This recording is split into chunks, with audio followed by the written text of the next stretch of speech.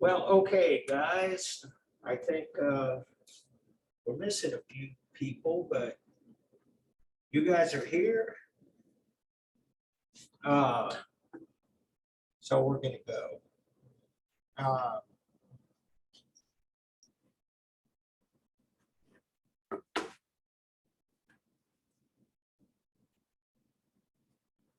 so today we'll take a look at medieval Italy, and it's kind of an interesting point the textbook makes, almost a tacit point, that we just looked at medieval times through Northern Europe, and we saw all of the cathedrals in France and England and Germany, and basically what we saw as probably the overarching theme was the development of the Gothic cathedrals from kind of humble beginnings, but still pretty magnificent at Saint Denis and Abbot Suger, all the way through Chartres, Notre Dame, Amiens, and so on. Along the way, we took a look at sculpture, which was used primarily for placement or adornment of those cathedrals. We looked at some illustrated manuscript examples, which continued on. And we saw at the end of that chapter, that we see the emergence of wealth that is not held by the state, royalty, or the church. We saw the cloth guild building in Bruges, Belgium. We saw the private mansion in Paris, France. We start to see some things develop. Now, we're going back and looking at Italy. If you'll take a look at the chapter before late Gothic in Northern Europe, you look at the Romanesque time. In that chapter, they have a small segment of the architecture at Pisa. They show you the Pisa Cathedral. They show you the Leaning Tower of Pisa. And that's really about all they show in Italy in this age between 800 and 1400. But what they do in the textbook is take Italy and kind of treat it separately. They devote chapter 14 to late medieval in Italy. And that was a conscious choice. It's a choice that a lot of historians make to pull Italy out of that narrative, because they go in an entirely different way.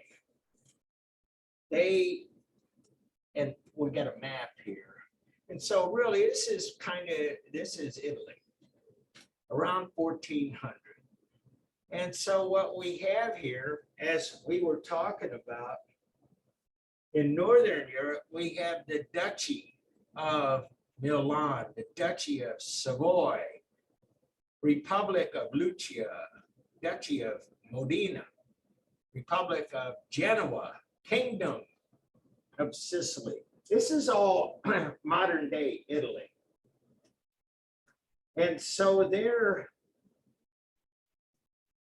government of papal states is very different than what's happening in the rest of Europe by 1400.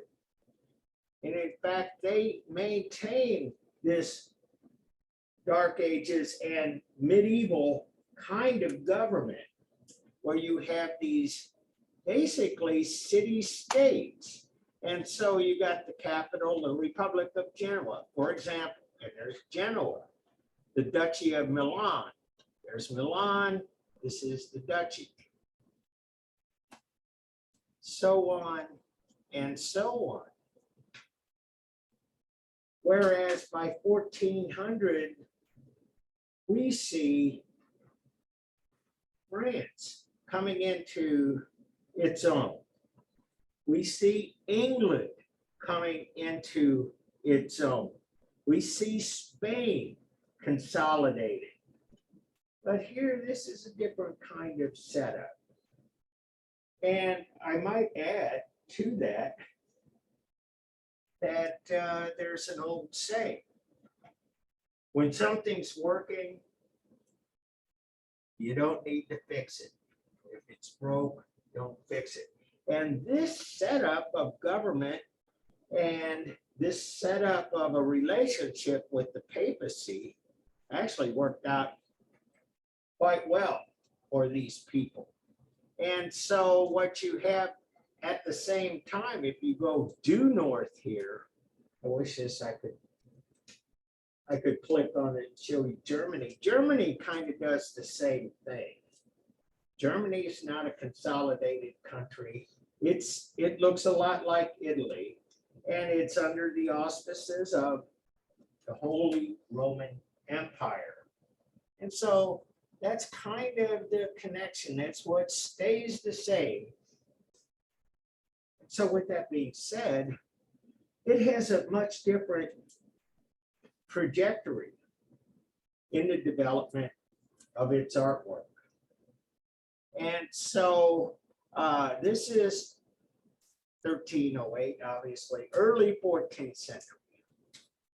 What we have here, and you'll see this by the number of slides we have. In the north, we're talking sculpture and architecture. What we're finding in Italy is a much greater emphasis on painting and an evolution that actually comes more directly out of Byzantine art. All of that stuff that we talked about and studied, and you guys wrote about the iconography and so on. Basically, what the Italians do is try to maintain that Byzantine iconography, but develop it into more elaborate and a greater art form, painting. And so this is the Mesta altarpiece from the Siena Cathedral in Siena. And so this guy, his name is Duccio di Buonisegna, but they call him Duccio. And so what we have here in Italy is this kind of emergence. So start to see some of the names of the sculptors. In Northern Europe, we start to see the names of the painters, and actually we start just calling them by their first name. If you were to talk about Duccio or Giotto or any of these, it's kind of like Leonardo or Raphael or Michelangelo and the rest. This maintains this kind of almost personal relationship with the painters. And so we start here with Duccio. This is really kind of an interesting painting. I'm going to zoom in on this. And so this maintains a lot of the same iconography that we talked about in Byzantine times that you wrote about. Madonna with Saints Theodore and St. George. Same kind of iconography. What are we talking about? The blue, of course, it's darkened over time. The blue robe / dress. Christ child. Christ has the elaborate, you can hardly see this, but it does have the cross behind in his halo. Madonna enthroned the throne of wisdom, the throne of royalty, the throne that we see a lot of Byzantine work. But what is different about this? I'm going to zoom this out a little bit. What is so different about this as compared to Byzantine art?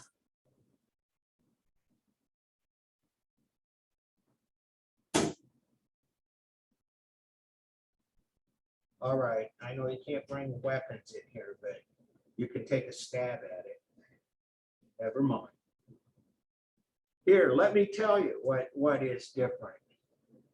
Is all of the figures that are in this. This is out of Byzantine, but you have a wide cast of characters here. It's a whole lot of people. And in this case, we have clergy, we have saints. This kind of transcends time, by the way. We got the angels, as usual, behind the throne, overseeing the Madonna and Christ. But we have saints from all different ages, and this guy here, probably.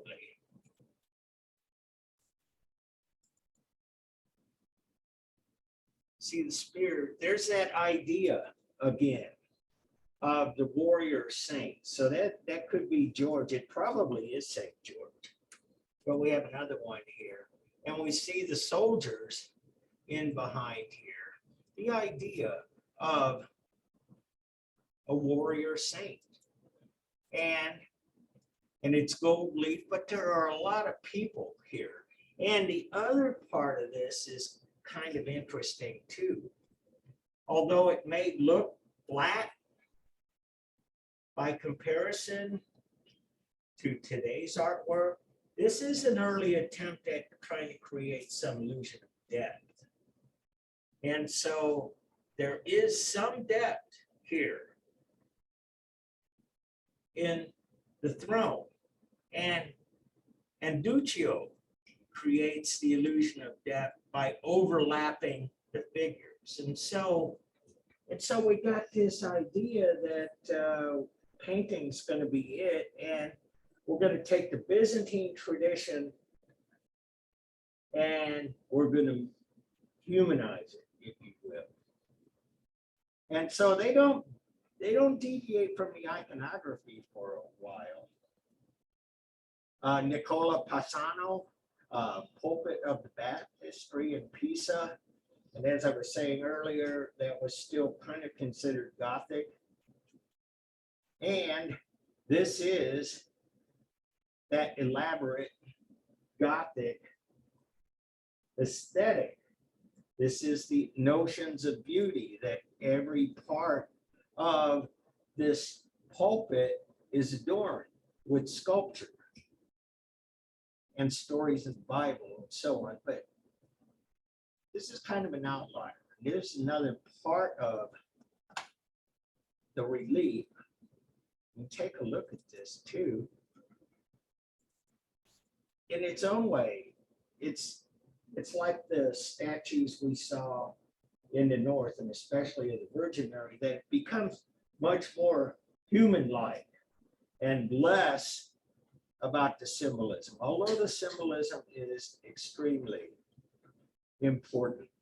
And in this case, what we can figure it, and a lot of this is broken, unfortunately, but we think these are the Magi bringing gifts. And this could be the adoration of the shepherds and the Christ child, attendant angels, and so on. And there's the sheep, not too far from the shepherds. And the nativity and annunciation.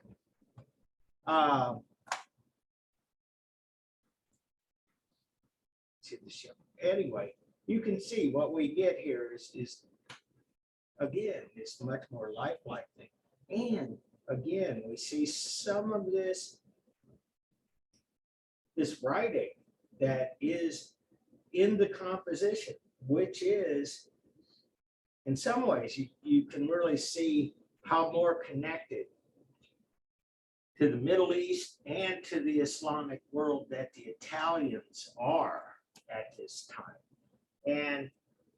And it's true, it's proven. We know that there was trade between the Middle East and Italy at a time when Northern Europe was more or less isolated and not particularly dealing much with the rest of the world, except for getting armies together and going on crusades. But Italy kind of was right there, was in a sweet spot. They will make a lot of money at this time because they are the ones that are trading from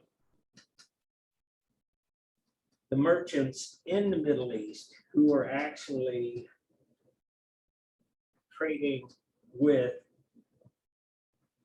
countries in the Far East, China, India, and so on. And this, bless you. And this is the time in the 13th century where anybody of you heard Marco Polo? Marco Polo. He was an Italian explorer, if you will, and basically he wanted to map out his own trade routes to China. And so he brought back, not with the intermediaries of the Middle East, but brought a lot of things directly back from China to Italy. And this is kind of legendary. It's part of the Italian history. And one of the things that it was said that he brought back was spaghetti. Round, slender noodles from China. Now it's an Italian staple, but at least the myth is that this was brought back from China by Marco Polo. So anyway, I'm going on about this because you can see the interaction, you can see the influence of these cultures in the art. And the other part of this I want to add is that they felt a connection to their own ancestry. So they were finding a lot of Greek and Roman artifacts, buildings, the sculpture. And so they were much more inclined to emulate their own ancestry rather than going off and building Gothic cathedrals with elaborate stained glass windows. And so here we are, St. Francis altarpiece. And what this is, I'll talk about altarpieces here. Typically, these things are movable. And this looks like it's just a portion because it looks like some of the wood has been taken off. But usually these things are portable and they open up. And so you can have an altarpiece and it's portable, and the clergy, they can bring it with them and celebrate a mass anywhere. And with a lot of the little towns and villages that mark the landscape, they didn't have their own parish, they didn't have their own priest. And so being a member of the clergy at this time kind of required that you would go out and celebrate Mass among all of the people. And so this is St. Francis, obviously an Italian, obviously a very important Italian saint. And you can still see in a lot of ways that connection to the Byzantine, 1235 or 13th century. We're not seeing much painting in the north, but this is pretty much what's going on. The nave of the upper church, San Francesco in Assisi, Italy.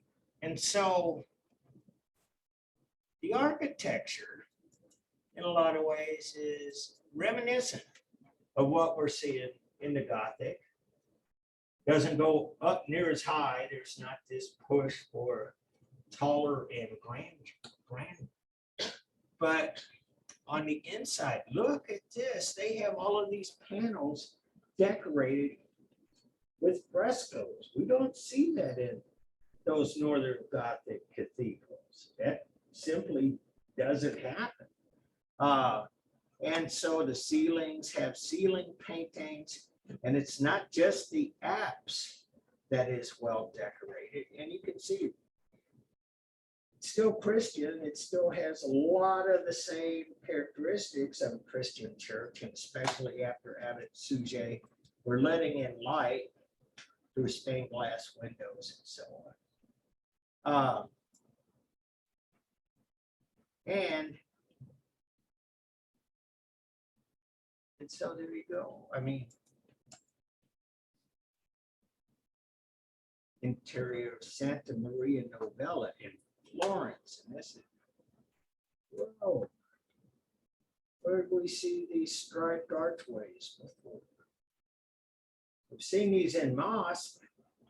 We've seen these at the Mosque Cathedral in Cordoba. We're seeing it here too. Again, like I say, you can kind of pick out details, little bits and pieces that point more back to the Islamic world and the Middle East than what you'll do in Northern Europe. So yeah, the striped archways and the apse back there. And again, I'll point to this.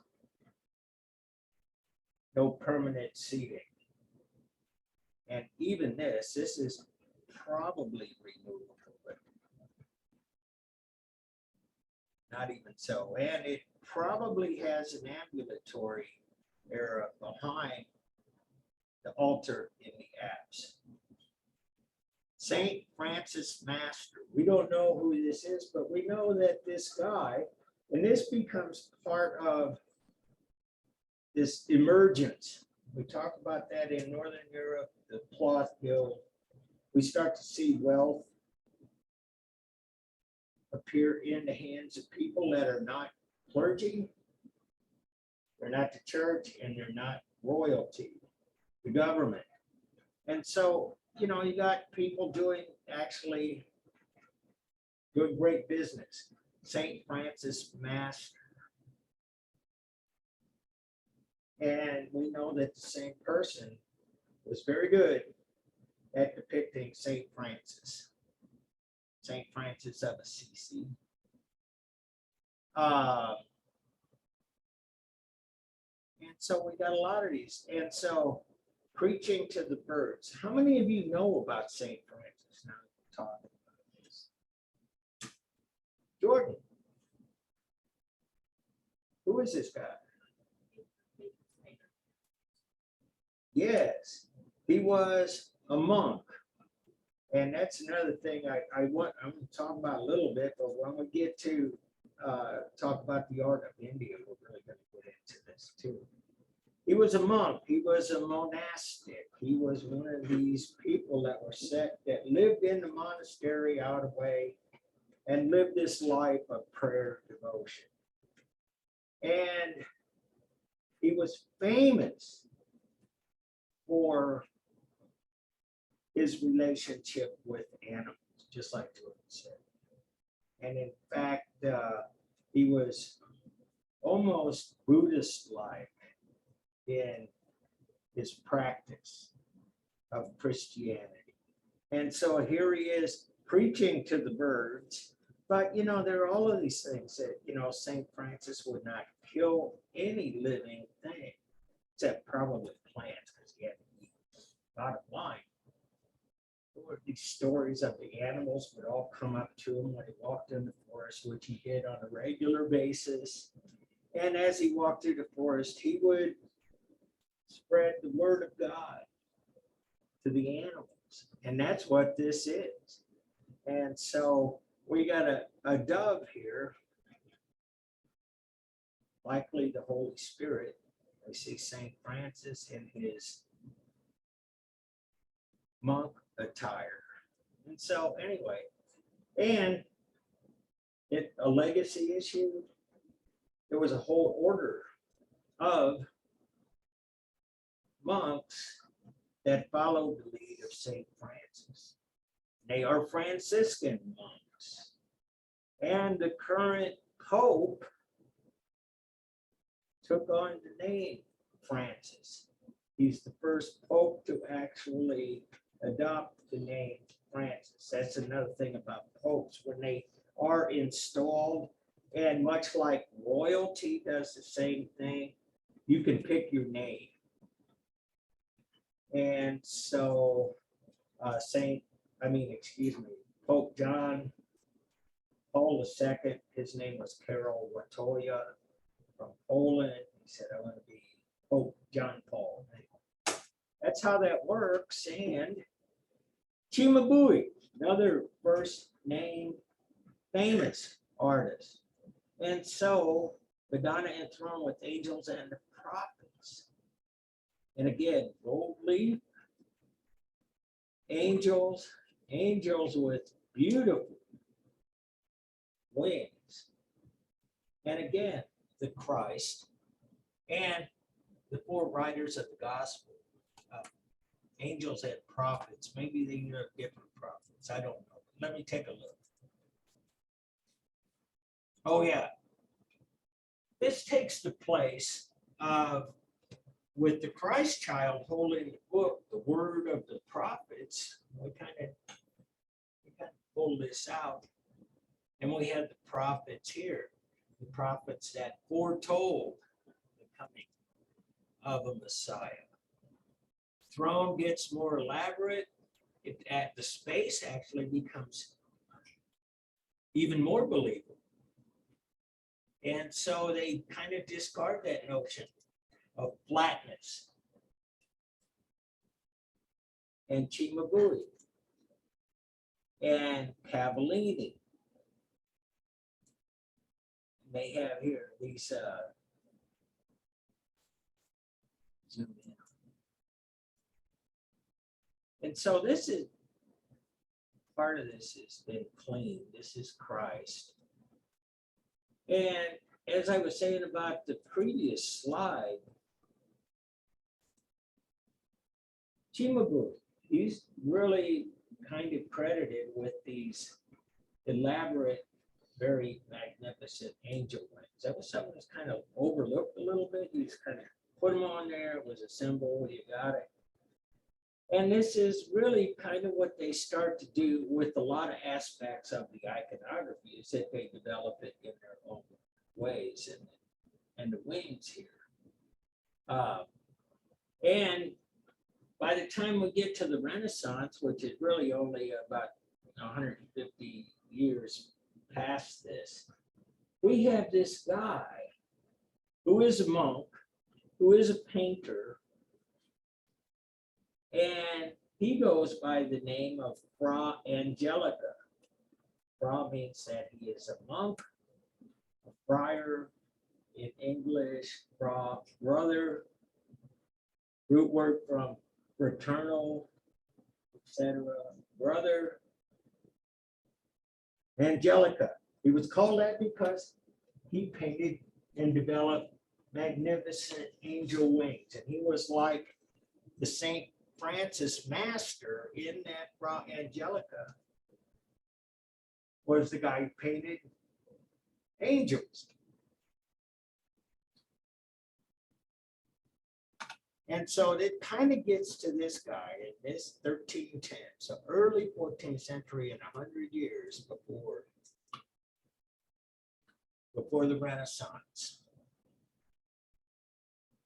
This is, back in the old days, I should say, excuse me, when I took art history divided up into two parts, this is usually where my art history classes would have begun.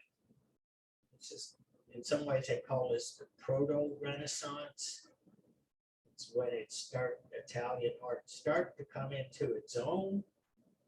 And Giotto was the guy. And so he's doing the same thing that Cimabue was doing with the Madonna, but even again, much much more lifelike, a better attempt at creating deeper space. And you can see the enthroned Madonna actually occupies a space that has a cover over the top. And he's doing more than Cimabue. Instead of just overlapping the figures, actually you kind of, they're hidden a little bit from the halos and so on. Bottom line, that's another attempt at a more realistic handling of space. Like I was saying, these are all kind of stacked up. They call these stacked angels. And you get even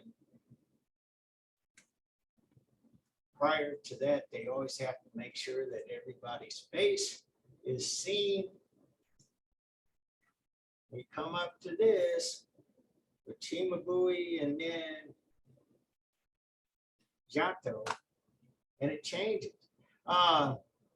And so we see the elaborate angel wings. It's kind of a proto-Renaissance thing. We see a lot of gold leaf. Tempera is the typical paint, and wood is typically what they paint on. And so this is like huge here. The Arena Chapel. And this is, and it's got these panels all around the side. As you can see, it is very elaborately decorated, and it's decorated with frescoes. And they tell the story of Christ. And we see here, fresco, Arena Chapel, Christ, entry into Jerusalem. And this is prior to, this is actually what we refer to in the Christian Catholic religion as Palm Sunday. Because when Christ came into Jerusalem just prior to his death, he came in on a donkey and people laid palm leaves on the streets. And as a kind of a sign of adoration, you know, it's kind of an old day. But typically when there was somebody of honor coming in to your town or village or city, sometimes palm leaves, sometimes rose petals, sometimes different kinds of things. But bottom line, here he is. He's coming in. The disciples behind him. Again, you can't make all these people out. Again, this is another nod towards realism over symbolism. You know, you can see some of the disciples here. It doesn't matter. You see Christ, you see the angels, and you see the crowds welcoming. And there is an attempt, and it's kind of awkward, but it is an early attempt at trying to create, here are the gates to Jerusalem, and here are the people coming out to greet Christ, and presumably he will go in through the city gates to Jerusalem. Now this, in terms of geometric, mathematical perspective, it's way off. Look at how tall these people were. This wouldn't be much of a wall if the opening was, if the wall was only, you know, like 9 feet tall and the entryway was 8 feet, and you know, it just doesn't add up logically. But this was an attempt at creating space in that way.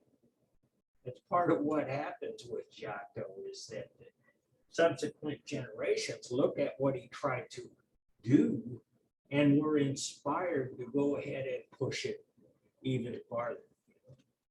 Michelangelo, the great Renaissance artist, talked about his first time seeing the Arena Chapel and Giotto, and declared that Giotto was probably the best painter ever. But all of this is what you would call approximate perspective or intuitive perspective, not linear or mathematical perspective. But you see, big space. Lamentation. This is a famous one of those panels from the Arena Chapel. And here he is. There's Christ just prior to burial. It's when he has come down from the cross. It's Mother Mary, Mary Magdalene, some of the apostles. Probably St. John. He's the youngest of the apostles. It was, I believe this is how this came down, is that that John, the youngest apostle, was there when Christ was crucified. The rest of them kind of scattered. And St. John the Apostle, upon the death of Christ, begged him to bring himself back to life. Jesus, you are God. Please bring yourself back around. And that's what's going on here. Why is that important? This is humanizing. We saw the humanizing of the Virgin in northern cathedrals, sculptures. We see the humanizing of the entire Christian faith, the entire Bible, Old Testament, New Testament. These were people. They have emotions. They're not stoic. They're not symbolic. They're not rigidly sitting on a throne, giving you the sign of peace and holding the scriptures and staring quite intently straight ahead. No, this was groundbreaking. The fact that they were humanizing the biblical stories. And so, and Christ as being dead, we saw that happening too. But what's happening in Italy is kind of a different track. The betrayal of Jesus. You can see there's Judas kissing Jesus. That's what the Roman centurions were. If they knew that Judas would point out Christ by kissing him on the cheek. And that's what's happening here. And St. Peter, he's upset. He actually attacks some Roman guards. You know, this is highly emotional. This is a real break from the past. And so that's why Giotto was considered in some historians, some art historians, and in some textbooks as being the beginning of the Renaissance. So when I had my art history book, Renaissance to the Present, Cimabue, Giotto, that was it. Those were first illustrations. And so 14 panels illustrating the Passion of Jesus. And this is the backside of the Mesta altarpiece from the Siena Cathedral. And so this is not from the Arena Chapel, but it's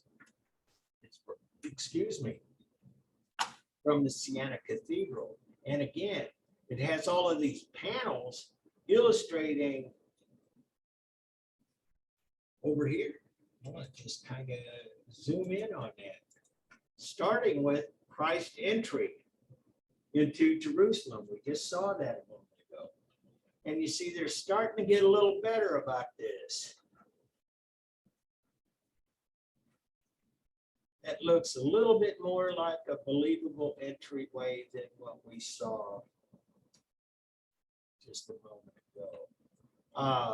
And so here we are. We got the washing of the feet, the Last Supper, so on. Goes all the way through. Crucifixion, descent from the cross, the interment, Easter, Christ arising from the dead, Christ meeting his apostles. Anyway, it's here.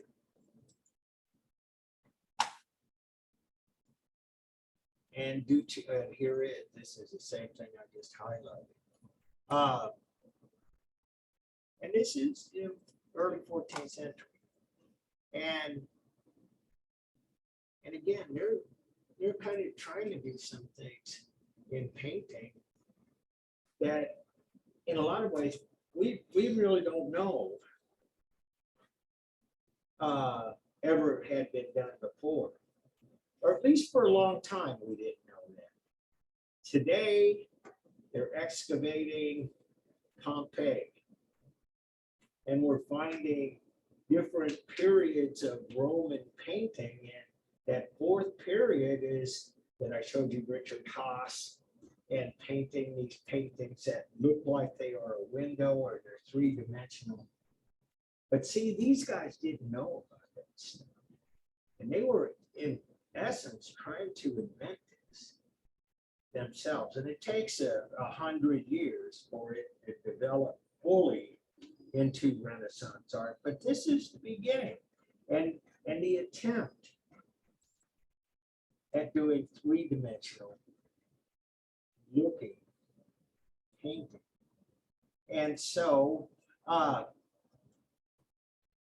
talking about Pompeii, by the way, and I didn't put that, I'll probably bring it in. I just read in Smithsonian, Guardian, somewhere, they found in Pompeii, they've unearthed slave quarters in Pompeii. Kind of interesting, and it shows exactly what life must have been like for slaves in the Roman Empire era, first century AD. I'll bring that in, we'll talk about it. And Duccio, this is another scene from the altarpiece, Betrayal of Christ. Zoom in, kissed on the cheek. There's Peter cutting off the ear of a Roman soldier. How many of you guys know about this? What did Christ do when Peter cut off his ear with a knife? Xander, I think he healed him. He healed him, picked up the ear and put it back on. And told Peter, put that knife away.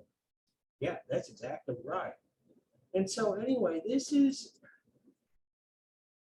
more lifelike, and in a lot of ways, it really gets into a lot more of the detail of the New Testament and the story of Christ's crucifixion. And so we still get Gothic cathedrals, and this is one. Yeah, Orvieto Cathedral, Orvieto, Italy. This is kind of an interesting thing too, because on the facade, looks a lot like a Northern Europe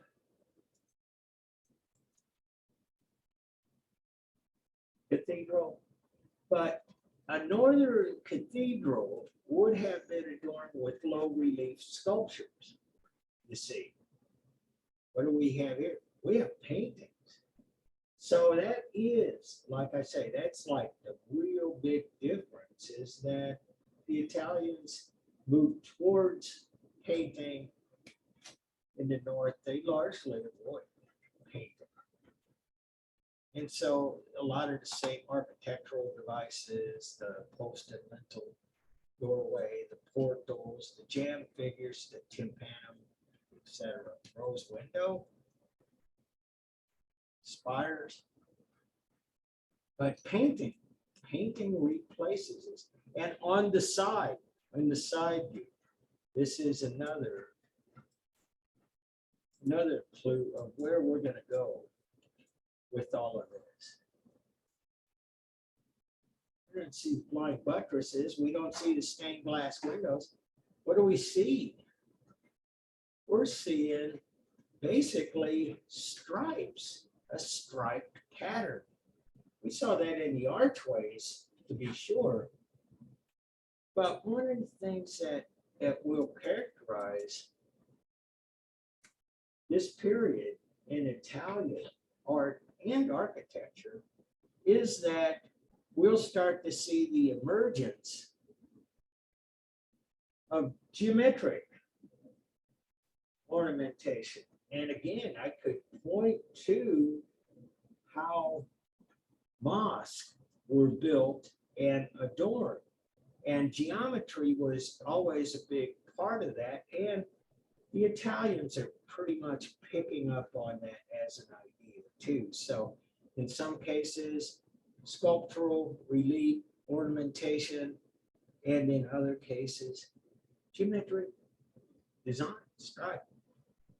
And so Simone Martini, Lippo Memmi, Annunciation, the altar of Saint Anastasis, and Sands, excuse me. This becomes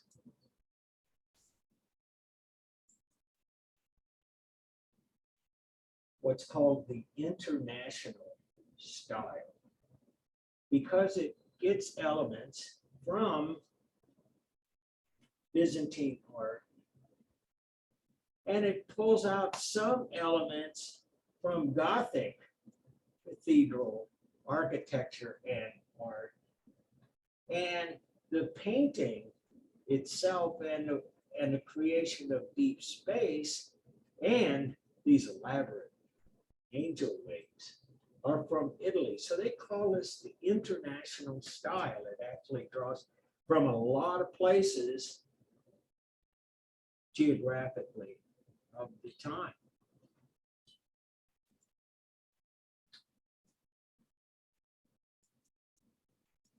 Pietro Lorenzetti brothers, Birth of the Virgin. But zoom in on this part because it's screen, so deep space. There's the Christ child. This is where she has. This is all not particularly biblical, by the way. Birth of the Virgin. This is Mary's mother. This is actually Mary. And that's important too, because she will grow up and play an important part in the fulfillment of the prophecies, that is, to be the mother of the Messiah. But this is really kind of interesting here, I think, anyway. This column here kind of separates things, but this is really pretty deep space here. And this column here is a wall, and that's how things happen. Actually happened this way for many, many centuries, where we would have a midwife and attendants assist in the birth of a child while the men stayed outside. It's still kind of a thing in most parts of the world. And now we have doctors in hospitals and so on. But this is it. This is okay. Palazzo Pubblico, Siena, Italy. this is basically the public official building. It's the government. But it's not the royalty or anything. It's basically what we have emerging in these city-states in the Italian peninsula is that the wealthy are really kind of taken over. We have royalty still yet to be sure, and we call these duchies or republics and so on. But just like the cloth guild, we start to see secular buildings. And without the auspices of the church or the royalty. And so Plazo Publico, like I said, there were two Lorenzettis here.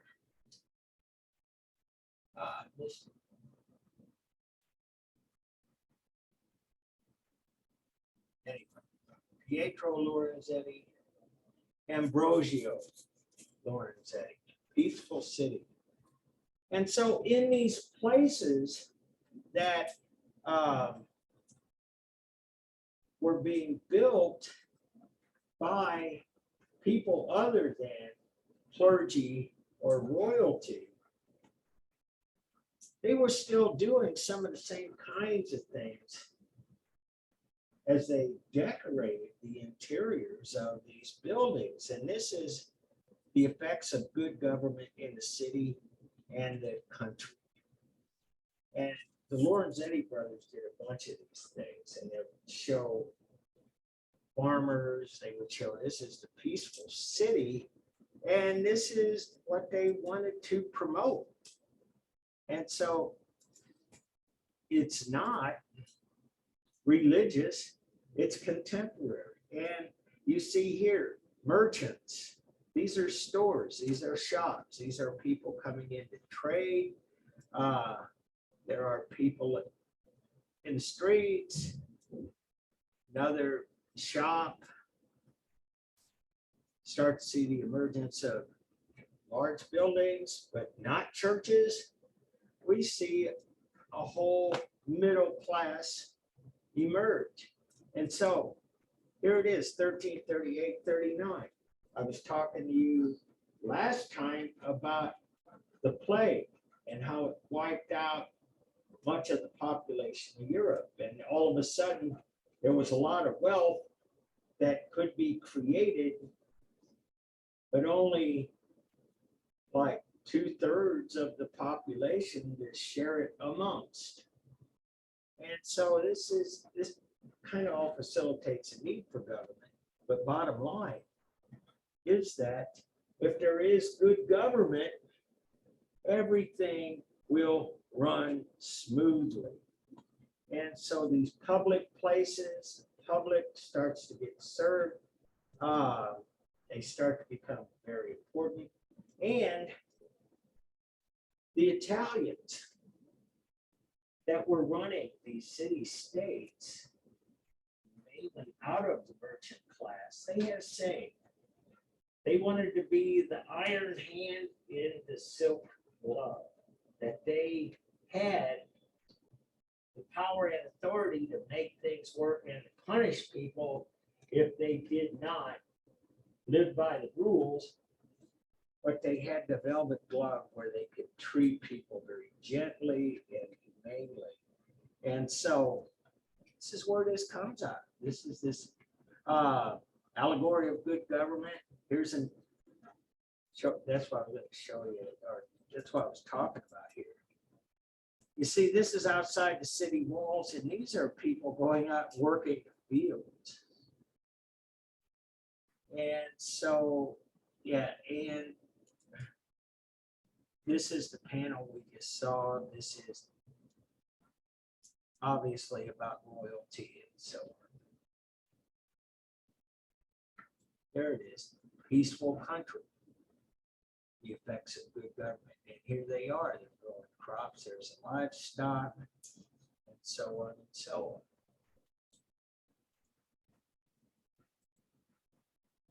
Santa Maria del Fiore. baptistries is here.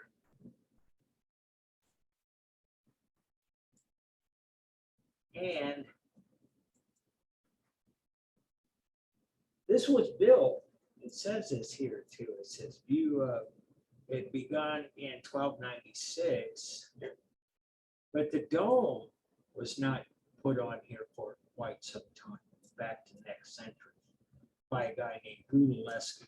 But look at this. We're talking about geometry. That's really what graces the whole exterior of this. And the baptistry, which is a separate building, but it's where they perform baptism. Bottom line, it's adorned with geometry, not images of biblical scenes, not relief or statues, geometry.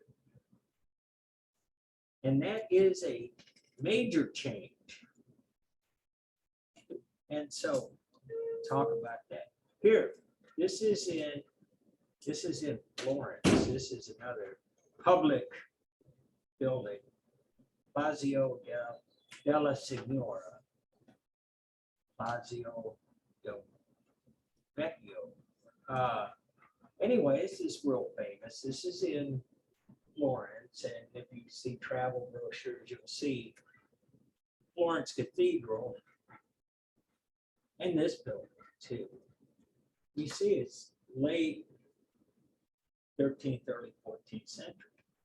And again, another public building, not so much the state, and certainly not the church. And Andrea Pisano, south doors of the baptistry. Pisano, this is kind of an interesting thing too. This was done in 1330, 1336. He actually developed the portal, jam figures, and these doors, individual panels, so they didn't get completed at the time. In fact, there was a competition in 1400 amongst artists to complete the doors, the panels on the doors of the baptistry. So anyway, there it is. There's the baptistry. Again, that's what I was talking about. It's a better picture of it. Geometry. And so they put their faith in much more. Mathematics, science, engineering, so on. But their whole practice of Christianity is starting to be very different than what you see in the North. I say that because we see splits. We see splits all of the time in history, and they follow religious lines, they follow ideological lines, they follow a lot of different things. And what we see here in Italy is a kind of practice of Christianity that is starting to differ quite greatly from what's going on in Northern Europe. This difference, this rift between those two ways of practicing Christianity, they'll grow. And the people in the North, with their Gothic cathedrals and their history of people are here to serve God, and that is your purpose in life, as opposed to what the Italians were doing, embracing things like mathematics, embracing things like humanism, and the ancient philosophers, so on. It leads to a rift, which eventually leads to Protestantism that comes out of the North, as opposed to Catholicism, which is out of Rome. And so, again, look, San Miniato al Monte. Geometry. We got a fresco, we got a painting here with the gold leaf, to be sure, and a little bit of symbolism. But to the Italians, the geometry itself was proof of a divine existence of God. And so they kind of look at a lot of this differently. And since God created all things, we talk about geometry, we talk about geometric perfection. And they were interested in other kinds of ideas, like good order. I'm talking about that with here, good government, peaceful city, order, rules. And it could be rules about shapes, the earth, geometry, etc. In fact, what happens at this time in Italy is that their science and technology really starts to develop, and their trade develops. They become richer, and what they do with their money is really go back and try to recreate the classicism, the heyday, if you will, the high culture of ancient Greece and Rome. And so that leads to, which officially begins here, 1400 or so. But as we see it happening here. Rebirth, that's what they call it, the Renaissance. Renaissance means rebirth, and they wanted to revive. They wanted the classical Greek and Roman ideals to be reborn. And among those, geometry is like one of the staples in Greek culture, and it becomes very important to the Italians. So they adorn their places of worship with geometry, their baptistry, geometric. And so what you have here too, I'm going to kind of explain that just a little more. You got the facade. This is divided into 5 equal segments. And the idea of a tympanum right here, it's a hemisphere, it's a semicircle, and it connects, so on and so on. If you get into proportions and ratios, you'll see that much of this whole layout is based on proportions and ratios. It's not just merely the lines and shapes of simple geometry, but they were really very much into this. And so doesn't mean that on the inside they didn't go full tilt with ornamentation. But again, here we got, instead of a statue in central here, we got a painting. Although there are some statues. You see.